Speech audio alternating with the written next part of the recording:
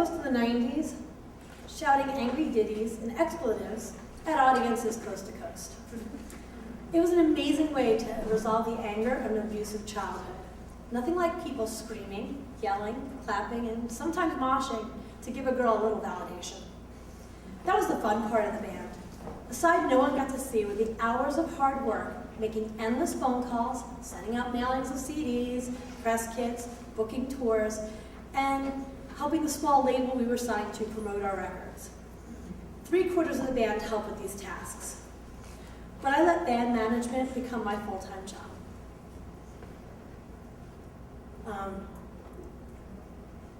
Because I felt like this was my chance to become a rock star. Being in the band was my dream. We had a ton against us. There were very few bands with women as lead singer in the hardcore scene in 1992. I have been on many tours where I was the only woman, crew included. After 10 years of being on the road, I had the rock and roll dream. And then I married my hot, long-haired guitarist. And we bought a house, and I finished my degree, and he pursued his dream in IT. We chased after some traditional jobs, and we had some babies. I got my version of happily ever after. Both of our wild, red-headed boys have some special needs. My older son has ADHD. He's learning disabled. He has suspected pervasive developmental disorder, and he has various behavioral disorders. Suffice to say, the kid has a really strong inner punk rocker. My younger son has a life list of life-threatening food allergies.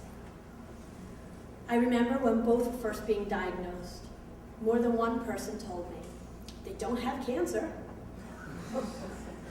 And if I was not so in touch with my anger and knowing how to diffuse it, I might have strangled them barehanded. Instead, I took that anger and all the diagnoses, and I have fought as hard as I could with everything I have, just like I did with the band. There's a city agency that doesn't want to give my older son the services that he needs in school. I have fought, I have made phone calls, and I have called other agencies and asked a million questions. It's not that much different than when the hip club in the Midwest has turned you down for a show and you called any record store so you weren't left in Nebraska with 3 days off and nothing to do. My younger son was diagnosed with food allergies. He continued to vomit and be covered in eczema.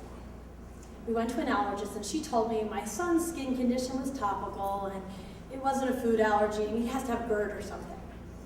I used my best punk rock voice and told her she had to skin test him for everything he ate. The doctor tried to get me to back down with the argument that allergy testing is painful for a child. And why would I do that? I said in my meanest voice that painful testing would get us some answers. She tested him. He came up allergic to 2 foods that are very rarely allergens. And we got the foods out of his diet. He never had eczema again. And he stopped vomiting frequently.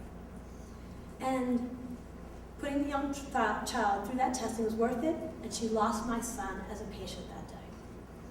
I rarely miss appointments and evaluations thanks to the organization forced upon me by the band. I have reached out online to a vast number of parents sharing parts of my experience.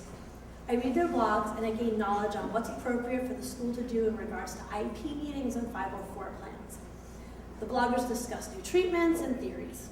My online community supports me when I'm not sure I can go on or when we have a victory. There was almost no online community when I was in the band, but I imagine would it be as supportive as my online community is now. The touring band community shared shows, gave each other a place to sleep, and a place to do laundry on your day off. It was a different support, but relationships were important as my online relationships are now. When I was in the band, I knew what city I was traveling to each day, but I never knew where I was sleeping. Since the kids were arrived, I knew where I'm sleeping, but I never know where I'm going to